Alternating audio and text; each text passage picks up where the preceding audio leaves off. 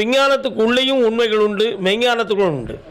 ஆனால் விஞ்ஞானத்தை பெரிதாக கருதி மெய்ஞானத்தை சரியாக உணராத சில நண்பர்கள் கடவுள் என்ற ஒரு சக்தி இந்த உலகில் கிடையாது, கடவுள் என்ற ஒரு சக்தி இந்த உலகில் கிடையாது, இருட்டுக்கு பயந்து எதையெல்லாமோ கும்பிட்டு அதை கடவுள் என்று கற்பனை செய்து கொண்ட அறிவாளிகள் அல்ல, அறியாமை உடையவர்கள் தான் அதை கடவுள் என்று சொல்லிக்கொண்டு இருக்கிறார்கள் என்று ஒரு சில நண்பர்கள் நமக்கு சில செய்திகளை உருவாக்கி வைத்திருக்கிறார்கள்.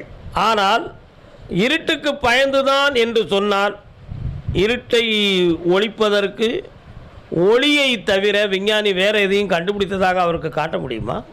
இருளை ஒழிக்க ஒளியை தவிர வேறு ஏதேனும் கருவிகள் உண்டென்று யாராலும் மெய்ப்பிக்க முடியுமா? அந்த ஒளி எந்த விஞ்ஞானியாலும் உருவாக்கப்படவில்லை.